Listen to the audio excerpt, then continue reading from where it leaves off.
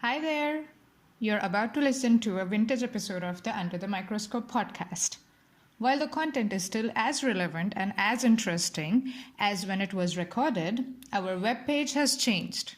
You can now find us at thesciencetalk.com/real-scientist-nano.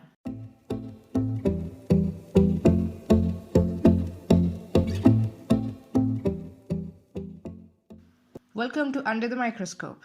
This series is brought to you by the Real Scientists Nano team. Our goal is to provide a platform where scientists can communicate their work and interact with the public.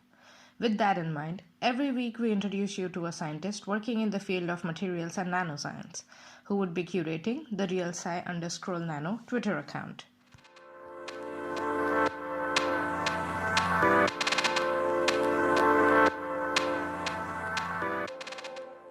Hi everyone, today we have with us Ferry Prins, who is a group leader at the Condensed Matter Physics Center at the Autonomous University of Madrid in Spain. Hi Ferry, how are you? Good. How are you? I'm good. Excited to know more about your research and you as a scientist. So let's start with understanding your career path so far. So how did you end up where you are? So tell us about it all. Yeah, so it's been a long journey for my feeling at least. So I studied actually chemistry. So right now I'm in the physics department. But I studied chemistry at Leiden University in the Netherlands, and I majored in synthetic chemistry. And my first research experience was in molecular magnetism as a master's student. I did a lot of synthesis, but also characterization of the magnetic properties of these materials. And this was at the physics department, so it was kind of like a mix of chemistry and physics. But I realized very quickly actually that I liked the characterization part much more, and I decided that at least I was going to try and switch from my PhD program to a more physics-oriented program. So this was in 2007. And of course, it's not easy to make that kind of switch because you need to kind of get the opportunity, right?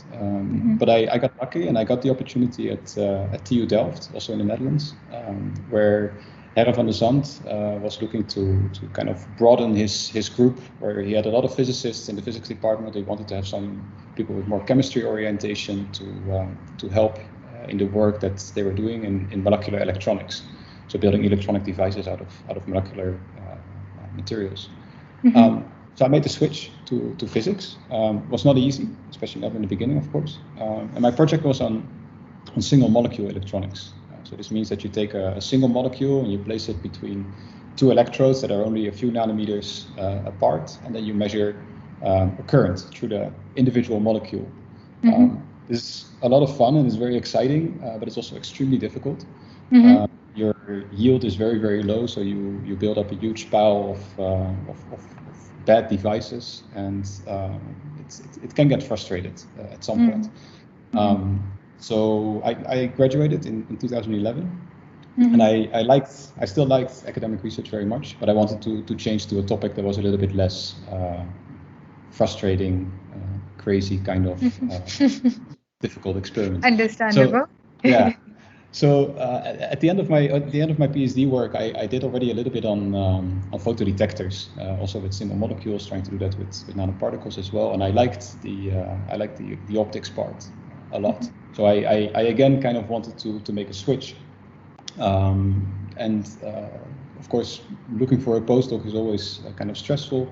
But I got an offer from Will Tisdale at MIT. And he was just starting a new lab as a tenure track there. It was early 2012. Okay. And this, of course, like everybody tells you not to do that, right? So if you go and do your postdoc, you only have 2 years. Don't go to a new lab because your first year is just going to be building up the lab, right? Because there's no lab yet. True. I did it anyway. It was a big risk, I guess, but it was just too nice an opportunity to let go. And I think in the long run, it helped me a lot. Like later on in your career, when you have to build your own lab, if you already went through the process once as a postdoc, you know a lot of what to expect, right? And I think this was the great part of that period. Scientifically, it was very nice. I mean, the environment there, you work with a lot of very talented people at MIT, and we were focusing a lot within what they call the Center for Excitonics, so center of excited states. So there's a lot of optics and kind of these nanomaterials. We wanted to figure out how excited states move around in these materials and try to improve our understanding there. So we teamed up with the lab from Vladimir Bulovic, also at MIT, and we kind of laid the foundation for what people now call the field of transient microscopy, where you can really make little movies of the carrier transport in materials. So this was very a very exciting time, very productive as well, and everything turned out very well despite taking the risk of joining a new lab. But after 2 years there, I kind of wanted to return to Europe, right? And I wanted to kind of make the jump, no, to at least a tenure track position for myself, try to my own lab and everything. Right. So you go through the process, send out a lot of applications, and I got a few interviews even, but I didn't get the offer at that time. Okay. So this is of course it can happen, right? It was, for me, it was probably just too early, but it's the toughest period, you know. Switching from the postdoc to the PI position is the big bottleneck that we all face. Right. And I was really doubting whether or not I should stop academia at that time, but I decided to give it one more shot with a 1-year postdoc with David Norris at ETH Zurich. So I moved to Switzerland, and this was a very nice environment as well. And what was really helpful for me, what really changed everything, was that I got a grant, the Ambizione grant from the Swiss National Science Foundation. It's a 3-year grant that gives you a lot of independence. So you're kind of like independent junior group leader within the bigger group. So I was able to kind of, with one PhD student, build up a little bit my own small corner of the lab. And this helped a huge amount when you go again onto the job market and you start to apply for the independent PI positions. If you already have this semi-independent position, you enter the interview differently. You're more confident, maybe, you know, like people look at you maybe a little bit different. So taking that intermediate step was really a good thing for me. So I got an offer from the Condensed Matter Physics Center here at the Autonoma de Madrid. And this was your typical kind of tenure track package. No, it's independence, startup package, completely building up the new lab. Right. And I actually made the move a little bit later. I delayed it a little bit to give myself also time to prepare in 2017. And I've been there now for the past 4 years in the department. Yeah. Okay, wow, that's quite a journey you've had. That's really cool. Especially the fact, what also interests me is that you started from chemistry and now you're in like a hardcore-ish physics-y kind of like a there's still some physical chemistry there, but but it's much more physics oriented. We do little synthesis. Let's say it like that. We focus a lot on the physical understanding of the things. Yeah, absolutely. So that's also quite interesting. And so your current research, I mean, you did speak a little bit about that in the short podcast, but where does it fit in this big picture of materials and nanoscience? Where does it fit in? Yeah, so I think the common denominator is, or at least like our specialty, right, is nanomaterial spectroscopy. So like using optical techniques to figure out what is going on inside these materials. This whole thing of trying to see what happens, for example, in the optoelectronic properties. You know, like you shine light onto a material, you transfer the energy to the material, and you try to harvest it to at least do something useful with it, no? to convert the energy. So we specialize in transient microscopy. Transient microscopy is a technique that allows you to make little movies. Right? So it's the technique that really follows how the different packages of energy move through the material, and you can learn a lot from that. Right. Okay. So it's like the motion picture, as the title says. You create the. Exactly. the video. Very short movies at very small scale, but very, very informative. Yeah. Well, looking forward to all those movies coming on the Twitter account when you take over the account. So it does sound to me that not just right now, but also throughout your journey, you have been involved in quite a lot of interesting research projects.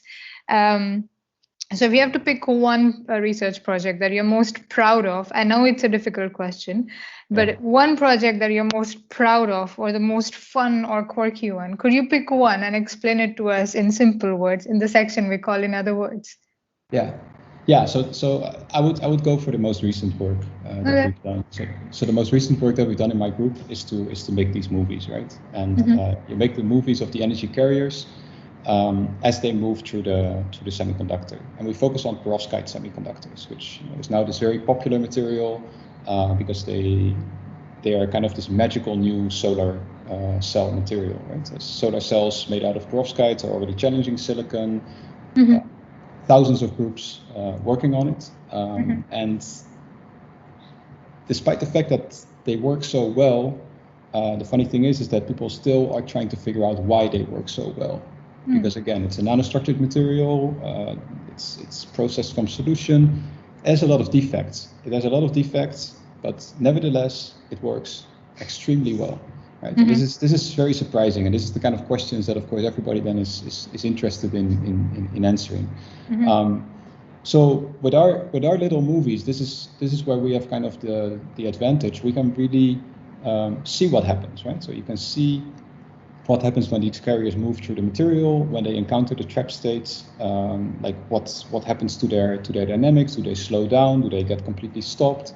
All those kind of things you can start to unravel at a sub-nanosecond and at very small nanometer scale resolution. Right.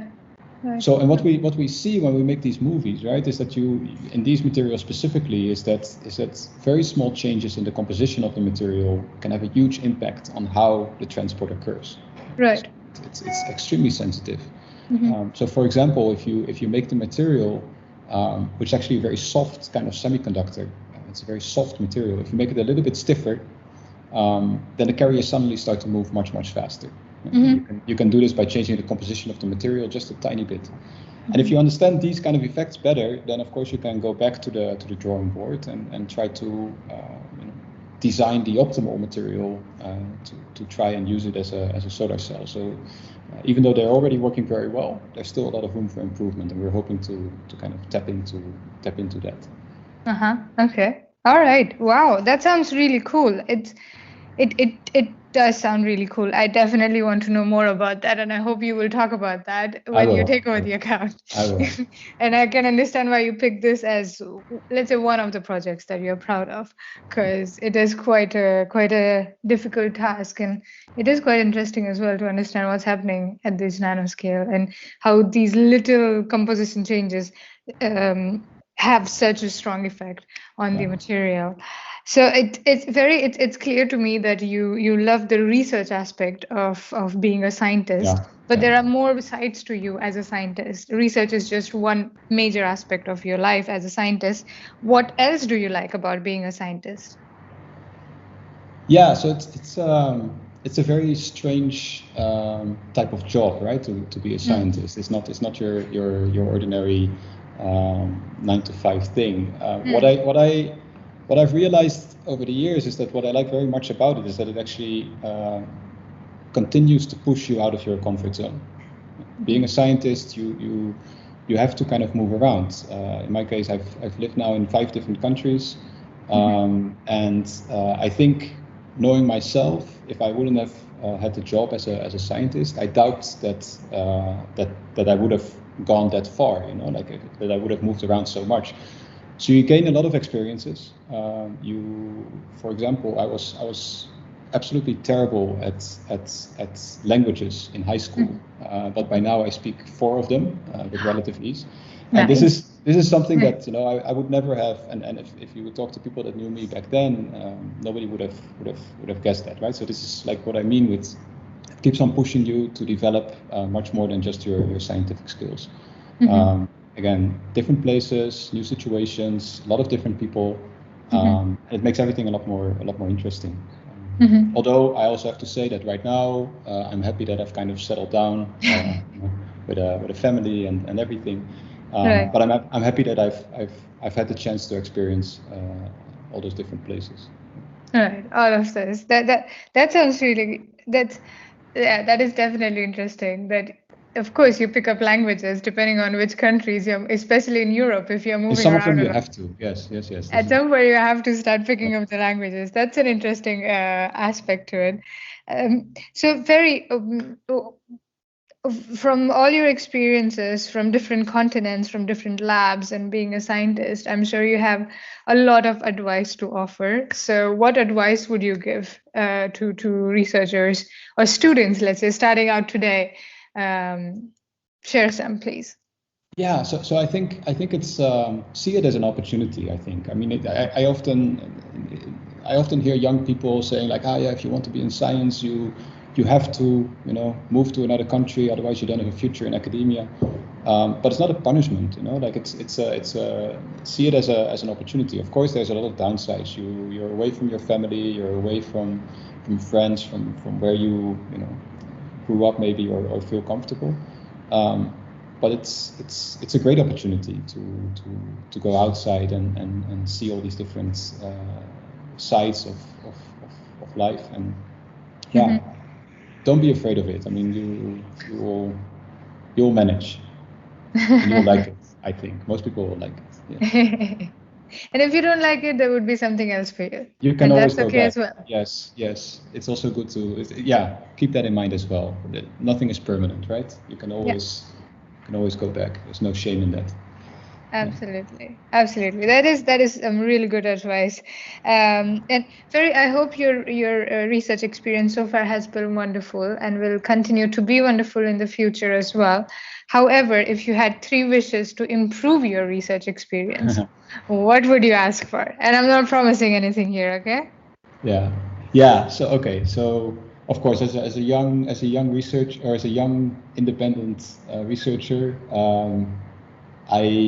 so for me, I would love to be able to have more time in the lab. Right?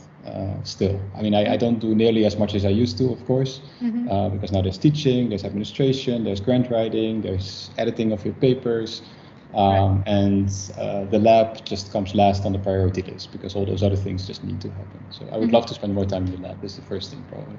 Right. Second, I would really like to be able to be a better programmer. And this is just a frustration that I see when I see what my students can do. I already feel quite old, actually, when I see how much they've done. There's really already kind of like a generational gap there. I didn't really start programming until I was in my PhD, and I never did it the proper way. So this would be something that I kind of would like to do at some point. And the final one, probably something like a house in the woods, where I can just kind of take time off, and because we're all in this rat race of like you hardly get time to think anymore, and probably the best way to improve research is sometimes to just disconnect and think a little bit again about the research.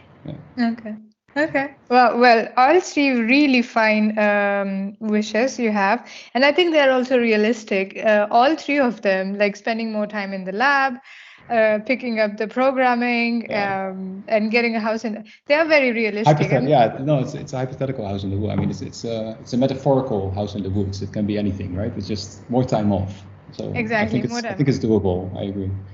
Yeah. Well, a house in the woods won't be that bad either, right? No. We can get it. If you can get it, why not? Yes. Let's try to get it. Well, I hope all 3 wishes of yours do come true as soon as possible. Especially the second one, that's also quite interesting because I started well, started programming is an overstatement here. Started trying to program it also during my PhD time as well. And I wish I had the same feeling exactly what you're saying now, that I wish I had started like during my bachelor's time.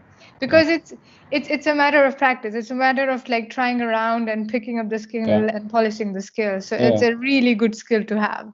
Definitely. But well, now you can hire students who can do it for you. Exactly. I'm jealous of them. I mean, I see them so fluent in these kind of things. That it's, Yeah, absolutely. Well, this has been wonderful, Ferry. But before we let you go, one last question for you. About the year 2020, we can't record podcasts in the year 2021 without addressing the 2020 that we all lived through. So what are your learnings from the year 2020? Yeah, I mean, it's a really weird year, right?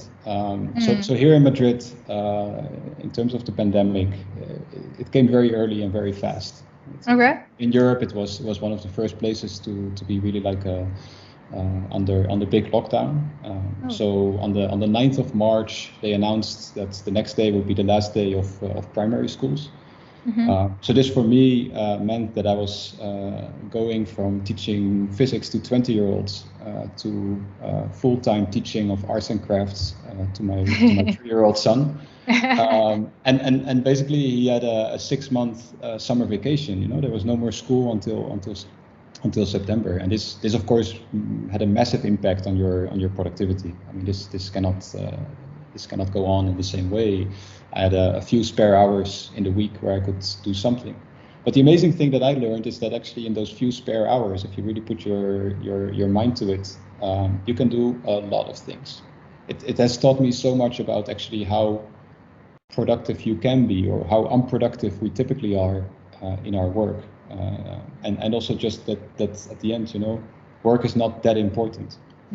There are so many more things. I mean, spending time with my son was absolutely great during that time. We have a lot more time together. So that's something that will always stick with me from the 2020 experience. Yeah. Oh, okay. Yeah, that's really it's a nice realization to have, that work is just work. There are more important things. Even in academia, work is just work. I think even in academia, research and science is amazing. It's gorgeous. It's beautiful, but it's still part of your life and not the entire life. There is so much more to your life than that. So thank you very much for sharing that thought, and on that positive thought. Looking forward to having you on Real Scientist Nano. Really excited about all the microscopic and spectroscopic beautiful pictures and videos. Definitely. I want to see things. Okay, we're gonna work on that. Yes. Okay, awesome. Then thank you very much for speaking with me, and see you on Real Scientist Nano. All right, thank you very much.